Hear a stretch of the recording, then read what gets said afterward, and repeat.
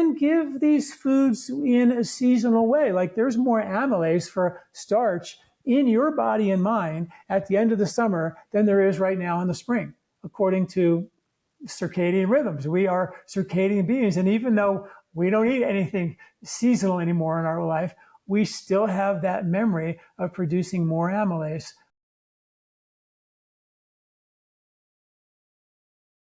Welcome back to another episode of the Peak Performance Life podcast. Today, I am very excited to be speaking with Dr. John Douillard. He is a globally recognized leader in the fields of natural health, Ayurveda, and sports medicine.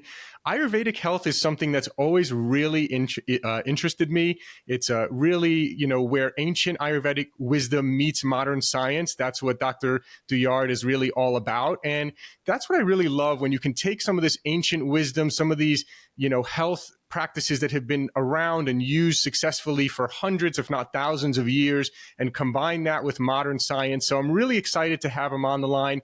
He has over 11 million views on YouTube, over 130,000 newsletter subscribers at lifespa.com, and he is evolving the way that Ayurveda is understood around the world with thousands of free articles and videos published weekly. He's the author of several books. He's the former director of player development for the New Jersey Nets NBA team as well.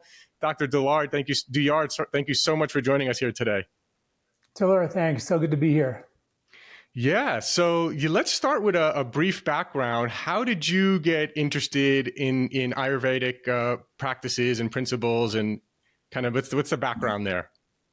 Well, I was in chiropractic college at the time, and I was actually studying acupuncture, and I heard the word Ayurveda. I was like, wow, there's a whole system of medicine that's like 5,000 years old. And I just was so interested in kind of anthropology. And so I ended up going to India in 1986 for like a 3 to 4 week vacation to see if I could dabble and learn Ayurveda. I ended up getting invited to stay there and live there permanently and study under an Ayurvedic doctor there, which I did. And that's where I met Deepak Chopra. And he was, after about a year there, he was starting an Ayurvedic clinic in Massachusetts. And it was like a cancer clinic and like a detox center. And he asked me to come back and run it. And so I did. And I was then thrown into the arena of teaching medical doctors Ayurvedic medicine. This is 1986. Nobody even knew what, still people don't really know what it is, but they really didn't know what it was in 1986.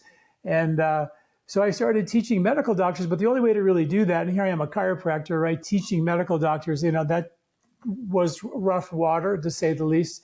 And so I realized that I had to give them the science behind it. And that's when I started putting the ancient wisdom and the science together. And that's what I've been doing ever since, is kind of trying to demystify and translate this really amazing system of medicine, which is just a real deep, in-depth study of nature and how to live in harmony with nature, which we've, sort of forgotten in our culture. And, and then find the science to back it up. And surprisingly, there is just so much science. I thought I'd write 1 or 2 articles on my website about this stuff. And now I have over 1,500 articles and videos, all for free, about ancient wisdom, modern science. So that's sort of my thing, is to kind of demystify it and let people know that if you have something that's thousands of years old, still practiced today, and you have modern science to kind of back it up. Science alone can tell you coffee is good or coffee is bad, or soy is good or soy is bad. It can tell you whatever you really whatever you want to find, you can find a study to back you up. But when you have something that's been around for so long and you have the science, I feel like that's something we should at least look at. Yes, absolutely. And it's so funny you say that, because when I think of, when I hear it, right, I think it's cool, because I think of like some shaman or yogi who, has these mystical, practices that, but again, you hear that, but you don't know much about it. And then you're like, does it work? Well, I keep hearing stories over and over and over how people used a lot of these practices and principles, and it did work. But so let's try to demystify it a little bit. Can you try to demystify it a little bit for us? Yeah, for sure. Some of the so simple things, like they knew that there were invisible microbes that they couldn't see. Now, how they knew that they were there because they couldn't see them, is beyond me. They call them visible and invisible crimi, or that's what they called bugs. And they said that, they could be good for you or they could be bad. This is written thousands of years ago.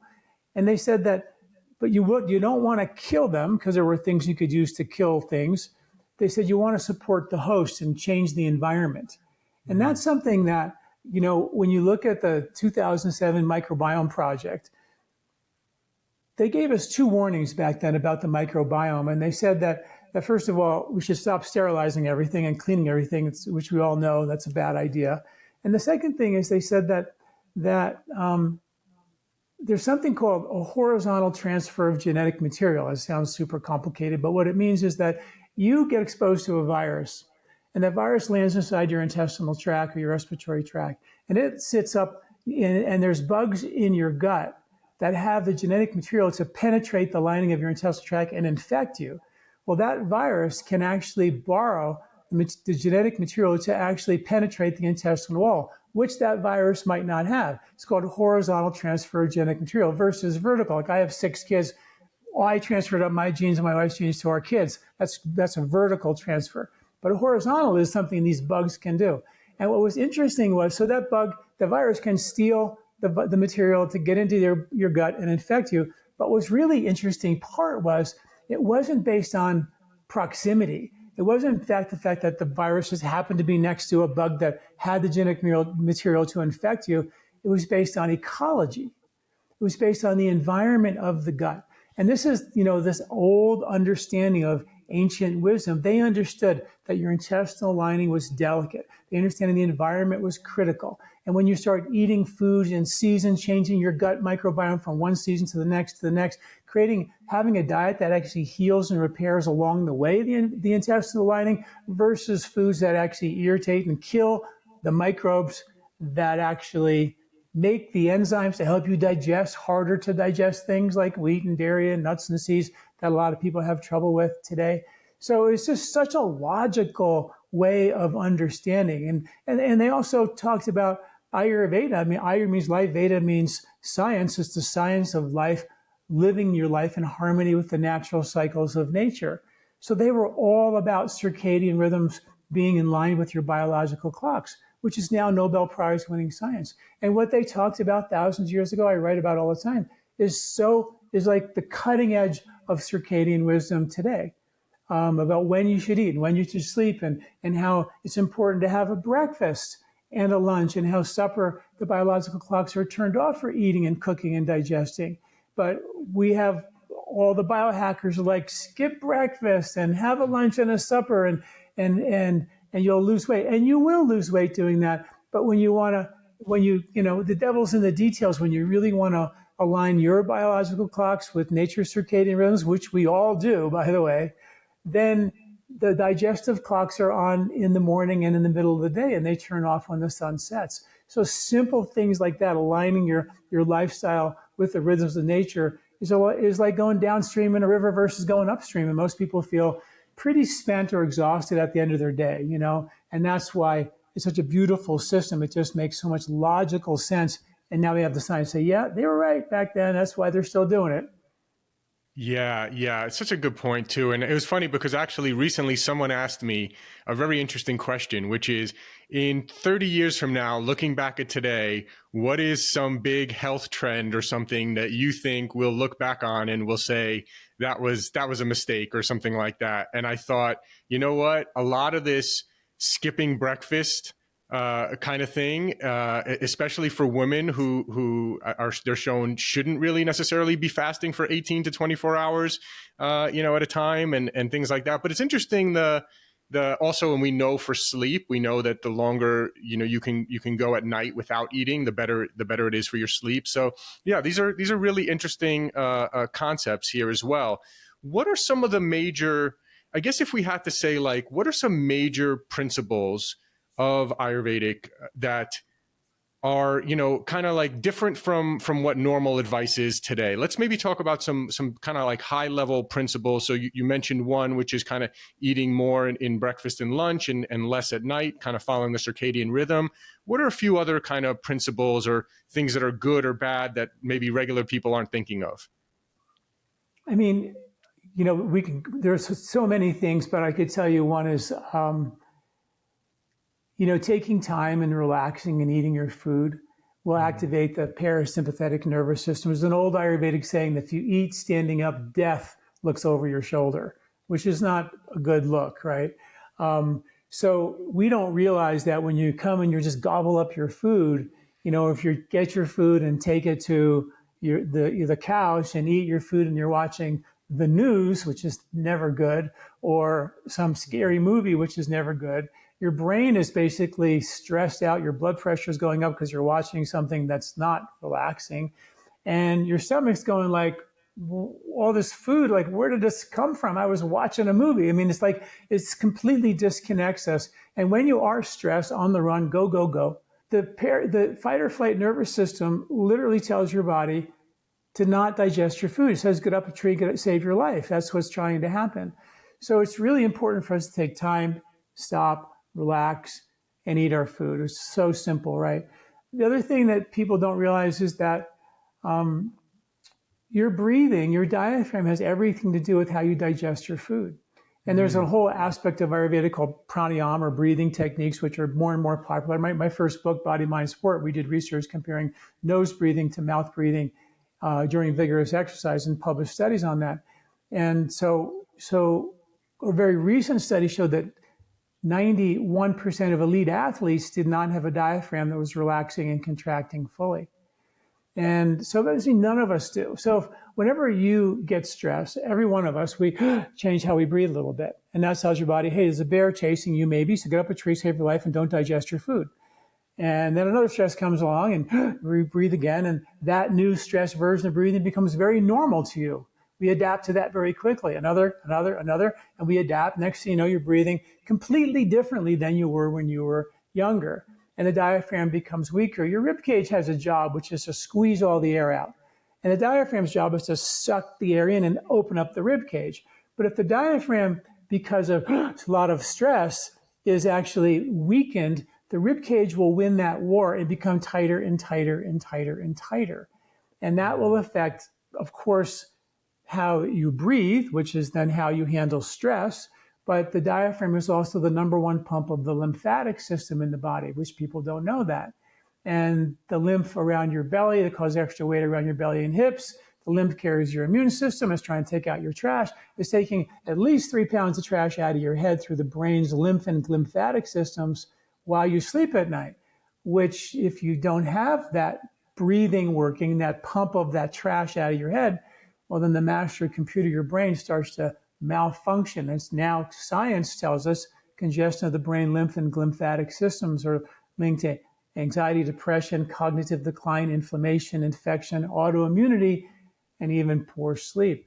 So that breathe, and there's about 15 studies, Laura, that show that if you just strengthen your diaphragm with proper breathing techniques, it'll reverse your heartburn, GERD, reflux, and indigestion. Like when you go to the doctor, right? They don't say, oh, you should breathe away your heartburn. We got science to prove it. They go, take an omeprazole or some Prevacid or something like that, which has serious consequences for your overall health and your ability to digest food down the road, right? You know that. And so that's just like the stupid logic. Like if we can just strengthen our diaphragm and do some I was coming out of a restaurant about a year ago, and there was a couple of elderly folks in their 80s or 90s, and they were struggling to get out of the restaurant. Their mouths were open, they were breathing really shallow, and I was helping them get through the door, and I was like, golly, if someone who had just told them that they could breathe for 5 minutes a day would reverse the heartburn, GERD, reflux, and the digestion. Studies show it'll lower their blood pressure in 3 minutes of breathing, as good as a blood pressure medication. It'll actually pump all the trash out of their head so they aren't having autoimmunity or cognitive decline or other types of inflammatory conditions, because the master pump of all the trash out of your body, which is your lymphatic system, is broken because we started breathing shallow over time, which happens to almost every one of us as we age. So that's like so simple to do, Yeah, that's such good stuff. So important to do. I'm sure. I mean, I know I'm listening now saying, What's the breathing practice? Can I learn it? Do you have an article or a video that we can watch on YouTube or something to teach us about that? Yeah, absolutely. You can go to my website, lifespa.com, and just type in breathe away your heartburn. Or there's another one called lateral breathing. And I can teach it right now, actually. I'd be happy to show a little demonstration of it. So one of the things that we that we have learned to do is, well, I'll teach you the very first one first. And this is actually called, the article is called The Best Diaphragmatic Breathing Exercise. And this is where everybody should really start. I call this calisthenics for your diaphragm. It's like really, really super simple. So if everybody would just take their hand and put it on their chest and put it on one on their belly, one on their chest. Now I just want you to breathe only through your nose and breathe in and fill your belly only. Right? Now I want you to fill your chest. Now I want you to fill your upper chest. And out. Now, for most people, that should be pretty simple, but a lot of folks have trouble kind of isolating those three. It's actually a pranayama called Durga pranayama. It's a known breathing technique. So now we're going to put that to work, okay? So now I'm going to ask you to take your arms over your head, everyone. And as you reach your arms over your head, you're going to do the same thing. You're going to fill your belly, then your chest, then your upper chest. But as you go breathe in all the way, you're going to reach for the sky as high as you can reach. So your diaphragm's going to be going, your rib cage is going to be going up, but your diaphragm's going down as it contracts to suck air in. And it's going to break the scar tissue away from your rib cage and your diaphragm, which are literally stuck together, making this rib cage a cage, right? So we're going to take our arms up. We're going to breathe in, belly first only, chest, upper chest, and then reach for the sky as high as you can go up. And then arms come back down. As you do that, you should feel a pull under your rib cage. Your diaphragm's going down, rib cage going up. Try it again. Belly first. All the way in for your belly this time. All the way into your chest. All the way into your upper chest. And then reach for the sky as high as you can reach. And then arms come back down. You're probably feeling under your rib cage going, wow, that hasn't moved in a long time, right? That's what I was just going to say. I was like, man, I feel like, because it feels kind of weird. It feels like, man, this is kind of stuck. I haven't done this movement enough. It was very clear to me doing that just now that I have not done that enough, and I have not exercised that muscle, or for lack of a better term. It's so simple, and you can do them to the side too. You go over to the side, and then you breathe in, belly, chest, upper chest, and you'll feel the pull over here on the side. You'll feel the rib cage pulling, and that's step one. In that article, there's 3 videos, but that's this is the one I'm going to start with. It's just, if you watch your dog wake up, what do? They go like that, and they yawn, and they're getting that rib cage and that diaphragm opened up, and that's something people could do, 5 minutes a day and just get this whole thing opened up. That's not how I'd want people to breathe in there all the time. This is just, like I said, calisthenics to get everything opened up. And then you can learn how to breathe longer, slower, deeper, and activate parasympathetic dominance. And our research we did with athletes, we had them, one group did mouth breathing while they were exercising. The other group came back and just closed their mouth and breathed through their nose. When they came back and breathed through the nose, the brain went from being in a fight or flight state during mouth breathing exercise. When they came back the next day, their brain went into a meditative calm, like an alpha brainwave state. The sympathetic nervous system during exercise usually goes to 100%, and the calm, rest, and digest system zeroes out. But in our study, the 2 opposite systems coexisted. And I was a triathlete for many years, and I was really interested in the runner's high and the zone. I was trying to replicate that. And that's like that coexistence of opposites where the body's in dynamic activity but calm at the same time. Sympathetic is active and parasympathetic is active at the same time. You have the coexistence of the opposite nervous systems equal, as opposed to one like this or like this, right? And the breath rates when their mouth was open was 48 breaths per minute, huffing and puffing. Same kids came back the next day, their breath rates were 14 breaths per minute. So we just did so much research on that. It's just really cool. So that's another thing folks can do is when you go for a walk, really simple. Count how many steps you take for your inhalation through your nose, always through your nose. 1, 2, 3, 4 steps for your inhalation, and 1, 2, 3, 4 for your exhalation. Now, your goal is to take 10 steps for your inhalation and 15 to 20 steps for your exhalation. So we always want to extend the exhalation, which will get a more full exhale. And the more you can completely exhale, you can actually fill the lower lobes of your lungs, which are where the receptors for calm and rebuild and rejuvenation are, more efficiently. So that's a super simple exercise. Nose breathe, count how many steps, 10 on the in, 15, 20 on the out, you're off and running. 15, 20, see, what seems like it might be a little hard for a lot of people. Do you think you have to work up to that? That's why I started with 3 and 3, right? You start with 3 and 3, and you just gently work your way up to it. There's no strain, no dizziness, no holding, just gently, you'll get there.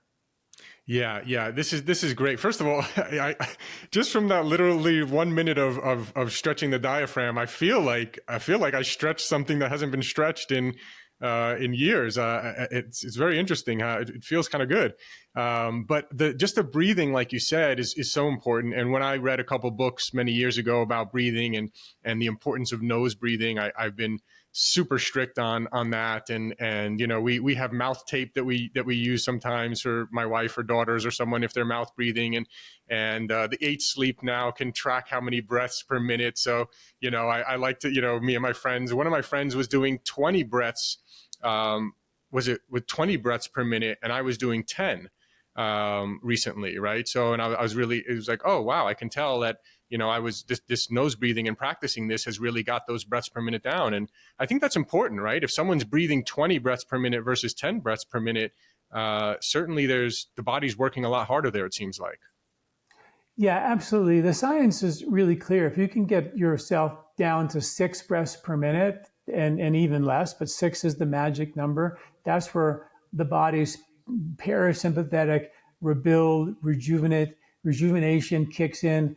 The brain waves change. The body goes into what's called neuroplasticity. It even begins to allow you to change or be aware of old emotional patterns of behavior. That many of us are doing the same dumb stuff again and again in our lives. And, these breathing techniques create a level of self-awareness so you can go, oh man, no wonder why I go home for the holidays and I start acting like a 4-year-old and my mom and dad are, working me and I just get so stressed out when I go home. Well, those are opportunities for us to change, but we need self-awareness to do that. And on the diaphragm, there are what are called interoreceptors, like we have proprioceptors on our fingers. Well, we have internal receptors that actually allow the body to be more self-aware. And when you become more self-aware on an emotional level, which is actually what happens, you then have the ability to go, oh, I can see, why I'm just reacting to a version of my mom who just wants me to love her. And I'm not appreciating the version of my mom who wants me to love her because she's kind of trying to manipulate me to love her, right? And as opposed to me just realizing that I actually do love her and acting on the fact that I love her, I'm acting on the version of her that isn't really the version of her. It's the version of her that wants me to love her. And she's never quite satisfied because I'm not really giving her the version of me that is truly loving her. So she's getting the version of me that's reacting to the version of her that is trying to get me to love her. So we both of us keep trying to manipulate each other. And that's the other, when you dive into the weeds in Ayurveda, you get into the idea that, hey, you know what? The breathing is really cool, but it's also about, changing ourselves at a much deeper level and freeing ourselves from patterns of behavior that don't serve us. And we all know it's this crazy mind of ours that gets us into the most trouble. And that's a big part of it as well. Yeah, it has to be the most underutilized tool for both mental health and physical health, is just breathing and learning about breathing and being aware of if you're doing short breaths and mouth breathing versus deeper breaths and nose breathing. I think this is just really, if people take that away from this episode, I mean, we've already talked about, timing when you eating more in breakfast and lunch. We talked about being mindful when you're eating, right? I literally was driving my kids to school and I see someone stuffing their face while driving the car this morning, and people are, like you said, eating while watching scary movies or watching the news, which is probably worse than a scary movie. And, these are real great pieces of advice with breathing as well. Now, let's move in a little bit to, I'm sure people are wondering, like, there's so much information about diet, right? And Ayurvedic, is it more of a vegetarian style diet? Because does it come from India where a lot of people are vegetarian? Or what's some of the dietary principles of Ayurvedic? In India, there's a religious component in India, which is Hinduism, which is definitely vegetarian. But the Ayurvedic textbooks don't necessarily preach vegetarianism, but they definitely preach seasonal eating. In other words, and they wrote about seasonal eating, even though back then there was no other choice to eat seasonally. And when they studied the hunter-gatherer Hadza tribe, they found that their microbes in their gut change from winter to summer to spring. And what's really interesting is this is the spring we're talking about now. We're all in spring. And if you look outside your window and try to eat off the land, there's no pasta, pizza, carbohydrates to be had. It's a very austere time. It's a very austere harvest. And if you were living off the land, you would probably have to hunt, and you'd have a higher protein, higher fat diet, and the calorie restriction, the austerity of that diet would force you into a natural ketogenic state. And there's bugs in your gut, according to the hunter-gatherer tribes, called actinobacteria, that support the ability to burn fiber as fat and fiber as a source of fuel. So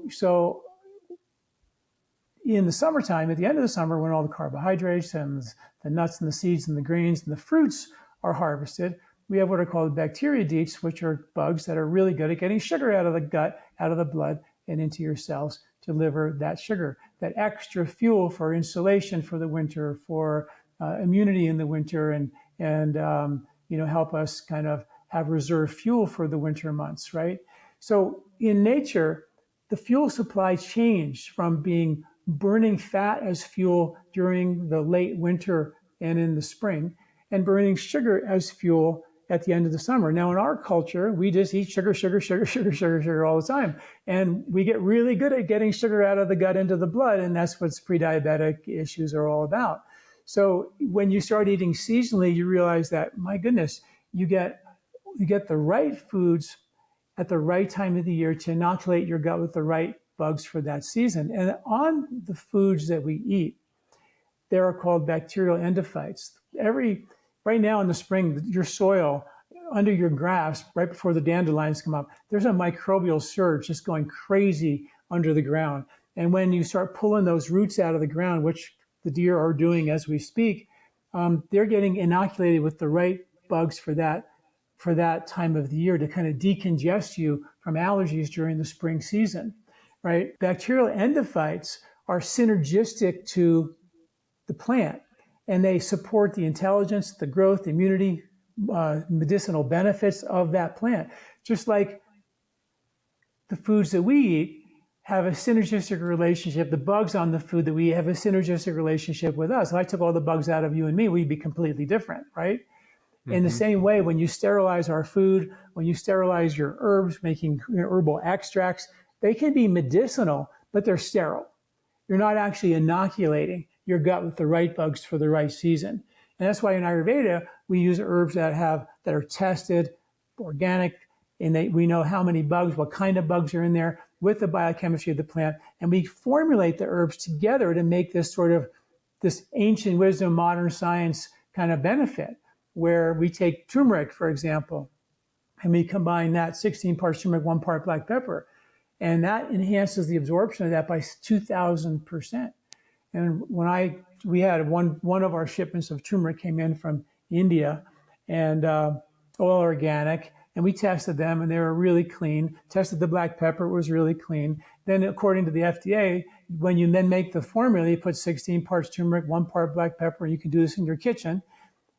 Then you have to retest them again with the formula, which we did again. So we tested, and my guy calls me up and goes, "John, this has completely exploded. The bugs are having babies. This is crazy." He goes, "It's not bad. They're all good bugs. It's like a probiotic."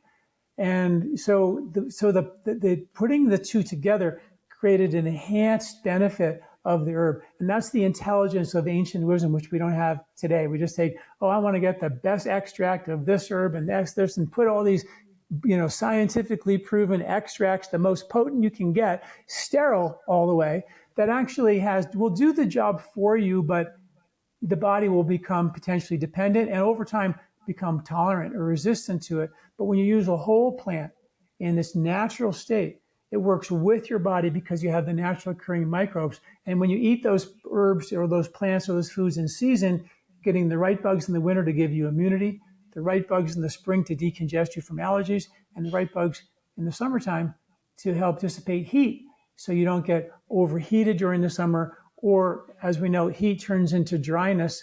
And in winter is right after summer, and that's super dry. So the extent that you let that heat build up in the summer by not eating seasonal cool fruits and vegetables, you're going to get more dried out during the winter, dry out your sinuses, dry out your joints, dry out your intestines, you get constipated, and then you wonder, like, why do I feel so terrible? And to the extent you got dried out in the winter is the extent you're going to make mucus in the spring, which is the rainy, muddy, mucus-making season. And you wonder why I have allergies. Well, that started 2 months or 3 months or 4 months ago in the season before because you didn't pay attention, because we didn't eat and provide the medicinal doses of foods for that season. And I wrote a book about this, called The 3-Season Diet, but nobody read because they thought this guy doesn't even know that there's 4 seasons. So maybe he's a little nuts. Well, there's 3 harvests was the idea. There's a spring harvest, summer harvest, fall harvest for winter eating.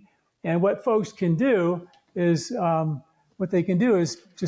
go to my website, print out the grocery list for spring, which is from the book, circle the foods on this list you like, and just give yourself permission to eat more of those foods. That's all. It's not about you have to eat this or eat that. You're going to get the carbs at the end of the summer. You're going to get the ketogenesis during the springtime. You're going to get high protein during the wintertime. You're going to get all these extreme diets as part of nature's annual nutritional cycle versus eating a ketogenic diet for the rest of your life, which for most folks is not sustainable. In fact, the Inuits who have a naturally occurring ketogenic diet, they have a gene that doesn't allow them to be in ketogenesis for an extended period of time. So you got to question, is that the diet for us all the time, or is it a seasonal diet, which is just a good time for us to be calorie restricting and get our body into fat burning, because that's what's been happening for, millions of years. That's fascinating. That's really fascinating. Yeah. And it's an interesting thing you mentioned too, going back to the extract versus the whole plant, because that's been kind of a debate that I've heard both sides in the supplement industry. And some people are like, oh no, well, if you have a 10-to-1 extract, that's what you want. And then other people are like, no, we want the whole plant. And so it's a kind of interesting debate there, but it was really, really good how you explained it and how some ingredients obviously work synergistically there. As well. And then, so your website, lifespa.com, is where people can get kind of the seasonal shopping list there. They can get, we have a library of about 1,500 articles and videos, and you can just type in spring grocery list and you'll get that for free. You can type in best diaphragmatic exercises, you get that free. You can type in your health concern, read about what, Ayurvedic and ancient wisdom and modern science would say about, your particular concern. And really, that's the goal of Ayurveda, was to help the body do the job for itself, reset function, not become dependent on a pill or a powder. And the extracts of herbal medicine, sort of the naturopathic approach, is sort of doing the job for the body, but in a natural way. And that's fine. Sometimes you need that, for sure. And those are sterile, but they will be very helpful. And then there's, of course, Western medicine, which will do the job for your body at any cost, right? And that's sometimes really important too. So I look at that as a buffet. Where are you in this buffet? And how can you, first and foremost, always, let's see if I can get the body to make my own hormones, make my own digestive enzymes, versus take a digestive enzyme pill. Okay, that'll help you, but it is a little bit like going on welfare. Once they start giving you free money, it's like, boy, I like this. I don't know if I have to really work. This could be good. So the idea is, first and foremost, get the body to do the job. Even if you're old, your body can still digest your food, for sure. And there's ways to reset digestion naturally without having to be dependent on a pill or a powder. Yeah. Really good advice there. So what are, and I know we can get the cheat sheets, but just for people listening now, I love to ask the question of our guests, what do you, and I know it changes based seasonality based on what you just said, but what does a typical eating day look like for you? Maybe you could run through a typical day right now, what you're eating in a day. Yeah, so this time of the year, I'm definitely really low carb, right? So I'm not really eating I'll have a couple of days a week, I'll have some really good quality carbs like sweet potatoes or maybe a really good piece of bread in the morning, with some eggs. But generally, I'll have some yogurt, some nuts, and some yogurt, nuts, and berries for breakfast. Or sometimes I'll have some eggs and avocado. Sometimes I'll have some eggs and broccoli. I'm a big fan of broccoli and other, kind of foods that are going to be really provide a lot of fiber for me. So that would be breakfast. Lunch is a big salad that I'll put everything in there. I eat more fish this time of the year, so I'll have a lot of different types of smoked salmon. I will have some cheese. I will have a little bit of cheese, not too much, but I'll have that. And, once a week or so, I'll even have some red meat. I'm not a big fan of chicken. So I try to avoid that as much as I possibly can. There's issues with chicken. The way it's harvested just turns me off fully, but I know I can get really good grass-fed beef, and I'll have that, once every week or once every 2 weeks. And the rest of the protein will come from a lot of nuts and a lot of seeds. And of course, I'll have yogurt in the morning. I'll eat some sort of fermented food this time of the year, like some kimchi as well, because fermented foods were harvested or used in the winter to preserve vegetables. Now, come summer, I won't do that because you don't need to preserve vegetables during that time. So I try to align myself with the seasons the best I can. But this time of the year, seasons are, mostly, and of course, the number one source of protein is more beans. So I will have some beans, but not too much. And I definitely won't have those at night. I'll have those at lunch. I'll have a big lunch and a very light supper, and sometimes no supper. So generally, I'll have 2 meals a day. Sometimes I'll have a light supper as well. Interesting. And then obviously you said that changes in different times of the year. So you'll kind of change with the seasons. You'll go higher carb in the wintertime, is it? At the end of the summer, when the fruits are being harvested, I'll start bringing more fruit into my diet. You know what I mean? More of the ripe fruits, because those foods are, if you go to the Northeast or the Northwest, where they grow apples, everybody walks around, if they farm apples, with loose bowel movements through the month of October, because all the apples that have come out of one tree is way more apples than anybody else can eat, right? So what happens is those apples provide a purgative effect. They give you looser stools. And the body's way of getting rid of heat is to create diarrhea or a looser stool, which is why when a baby gets a fever, they also get diarrhea. That's the body's way of getting rid of that heat. So at the end of the summer, we get all these fruits that the bears would gobble up like crazy and have loose stools as they go down the trail. And the plant got its job done, which they get its seed spread all the way down the trail. That's the plant's version of success, right? The bear got fed with all the sweets, so they're happy. And the looser stool got rid of their heat, so they didn't get overheated, therefore extra hot, therefore dry, and going into the winter dry. So nature had a plan. Nature provides, as the harvest, the antidote for the extreme of each season, right? End of the summer, you get cooling foods. And during the winter, when it's cold and dry, you get nuts and seeds, which the squirrels eat, right? And during the spring, when it's rainy, muddy, congested, you don't get much. It's a very austere, low carb, low mucus time of the year. And nature had a plan to keep everything in balance. It's really quite beautiful. So interesting. I also love that you have been involved with like the New Jersey Nets and working with athletes and people in sports. And there are people now also, there's a lot of listeners that we have that are just like, they got that stubborn 20 pounds that they just, are having a hard time losing, or they just want to lose a little weight. They want to get in better shape. From that perspective, is there any advice there that, that based on like Ayurvedic principles that can help in that perspective? Well, I think there's two pieces of the puzzle. One is your digestion. What we have done in our culture is we bubble wrapped our diet. People don't digest wheat and dairy and nuts and seeds and grains and legumes and lectins and phytic acids well. Uh, so they don't eat them because they don't feel good when they eat them. Well, the problem there is that those foods provide a level of irritation that causes what's called gut immunity. And if you don't have that hormetic little bit of irritation, you don't get that immune response. And there are studies that show that when people eat wheat versus people who don't eat wheat, but they don't have to be gluten-free, the people who eat wheat on a regular basis have 4 times less mercury in their blood than people who are gluten-free but don't have to be. They have more killer T cells, less bad bugs and more good bugs in their gut than people who are gluten-free.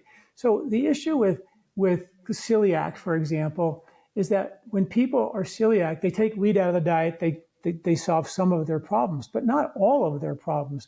They still have long-term nutritional deficiencies. We didn't fix the real problem, which is a broken down digestive system. And that's the canary in the coal mine. When you have a digestive issue, eating this food or that food, as long as it's a whole food, organic and natural, but I can't eat beans anymore, I can't eat grains anymore, which we've been eating they found gluten in the teeth of ancient humans 3.5 million years ago. So I understand the gluten issue and the glyphosate issue. I get that. But there's more to the story than that. Yes, you want to eat whole foods and grains that are organic. Of course you do. But even that, people have a broken down digestion. So a big part of Ayurveda and natural weight loss is to reset digestive function. There's 5 spices that people should think about: ginger, cumin, coriander, fennel, and cardamom. Those are like so simple. Every one of those individually have science to reboot digestive strength, help you make better acid, increase bile flow, increase pancreatic duodenal enzymes. But when you put them all together, there's again that synergy that we talked about with the bugs and the spices coming together. And unfortunately, you can do this take your spices out of your cupboard, but some of those spices could be 10 years old, you know what I mean? So that might not work as well. But they're still good. They just might not be as lively. But that you can make equal parts, make a mixture and sprinkle it, cook with your food with those spices. You can, like we have a capsule called Gentle Digest. That would be a capsule you could swallow, but you could just make your own spice and spice your food. Put it on your food, your salad, cook with it. Those spices have been shown to protect cooking damage. You know, there's what are called heterocyclic amines that are caused when you cook meat. There's acrylamides when you cook starch. There's reactive oxygen species when you cook anything, all free radical damage. But when you put spices on those foods, it's been shown in study after study to protect the food from that free radical damage. This is like what ancient humans been cooking with spices for ever and ever, and we now put salt and pepper, you know what I mean? So like those simple things. And then of course, you know, eating in a seasonal way. This is the spring. This is a great time to lose weight. I'm definitely way, way low carb.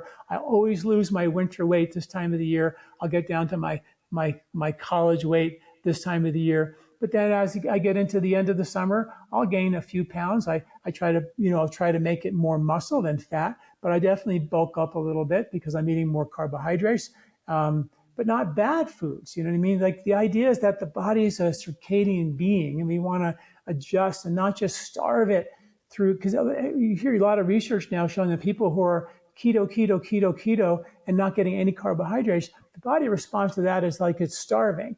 And then it becomes really difficult to lose any weight because the body's thinking anything I'll get, I'm going to put under the mattress and save it for a rainy day. So I'm not going to let her or him lose any weight. So the idea is nature is beautifully balanced. It's not a struggle.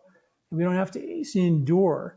You know, when you go into ketogenesis for a spell, you lose your appetite to a certain extent. You're not craving all the carbs once you get off the roller coaster ride or the high sugar, low sugar, which sets you up for addiction. But the idea is you start getting into that fat burning, which is stable fuel. You don't think about the carbs. And then as summer kicks in, then you can bring good versions of those back, you know, in a version that is right for you, but not like, you know, highly processed anything for that matter. Yeah, that's really good advice. And it's funny because like 5 years ago, everyone was like keto. Everyone wrote all the books about keto. And now it's like, no, well, don't do keto long term. Do cyclical keto where you're kind of on keto and then you're off it. And that's what you're saying is just the natural eating seasonally that happens naturally. So I think that's really great. It's an interesting thing. You have me thinking because I am someone who had pain and inflammation in my body, and I eliminated, bread, most grains. I'll still have some, rice sometimes and stuff like that. But, I don't eat bread. I don't eat pasta because I just think, oh, they're inflammatory, they're gluten. When I had them, I felt horrible. So, I just shouldn't do it at all. But, there is something to this whole thing of hormesis, right? Of maybe, every once in a while, again, I don't want to be, have some, I'm not going to eat Wonder Bread, right? A highly processed white, basically sugar bread. But, if you have some maybe organic homemade sourdough or, something like that every once in a while, I could see how that could potentially be beneficial. What are your thoughts on that? I mean, for people who, I've had so many guests, including myself and so many other guests on this podcast who are just like, I was in pain, I had autoimmune disease, and then I eliminated, gluten and all these things. And now I feel better than I've ever felt in my life. And so I'm, the attitude is I'm never going back to that, You're so right. And you have done such an amazing job on your own health, and you did exactly the right thing. You eat wheat, you feel bad, stop eating wheat. I did write a book called Eat Wheat. Not that I want everybody to eat wheat, but I made the case that the symptoms, there's more to it. Taking wheat out of the diet is step one. Step two is fixing the reason why you can't digest it. So you have a wider berth of foods, because, our digestive strength is directly linked to our ability to detoxify. And there's 70 million tons of toxic chemicals dumped to our atmosphere in America every year, according to the EPA, which filter down into the water you drink, the air you breathe, the food you eat. And you got to break that down and digest it. The mercury, we have the ability to get rid of mercury. We have the ability to get rid of glyphosate within reason. We have the ability to digest gluten within reason. But if you eat it every day for breakfast, lunch, and dinner, you're going to create an irritation effect, particularly if you've been eating foods with pesticides, which literally kill the bugs in your mouth and your gut that make the enzymes to digest the wheat. Then you're going to have way more wheat getting into your gut. And the science shows, and I'll quote a study for you, Talor, that shows that when you don't break your proteins, gluten, and your fats, environmental pollutants or bad fats, greasy food, well, they will go into your intestinal tract incompletely digested. They'll be too big to get into your bloodstream and nourish you. They'll get uptaken into the collecting ducts of your lymphatic system. And that lymph is what causes the extra weight around your belly. That lymph gets into your system and jumps out through the skin-associated lymph and gives you rashes. That same lymph gets into your brain, lymph and lymphatic system, gives you brain fog. So when I did a podcast with David Perlmutter, two of them, in fact, where I debated him about this whole grain brain thing, that I said, David, it's not the grain that's affecting the brain, it's the inability to digest the grain that's causing the grain, the gluten, to get into the lymph and create lymphatic congestion. And there's science to that. My Eat Wheat book, I have 615 scientific references saying this, but I get it. People are like, wheat's bad, I feel bad when I eat it, so therefore I'm not going to eat it. And that's fine. But what happens to a lot of people is then I take wheat out of the diet, but now I got to take something else out of the diet. Then I got to take something out. Now I don't feel good with rice. I don't feel good with beans. I don't feel good. And now with lectins and nitrates and goitrates and oxalates. And here's the problem with that. I'm going to give you another study that's really cool. Amish kids have the lowest rates of asthma on the planet. The Hutterites, which came from the same valley in Switzerland, when they came to America and they came dairy farmers, they went sterile. Everything, stainless steel, sterile factories. The Amish kids are running barefoot in the barns. They have cows as pets, breathing in all the barn dust. And they were like, how does the same genetic pool, really cool study, have the highest rates of asthma for the Hutterites and the lowest rates of asthma for the Amish? Same genetic pool. Didn't make any sense. So they studied the dust in the barns of the Amish, and they found the dust that they were breathing in, running barefoot, created a little bit of hormetic irritation on the respiratory tract that caused an immune reaction against getting asthma. And to this day, they have the lowest rates of asthma on the planet.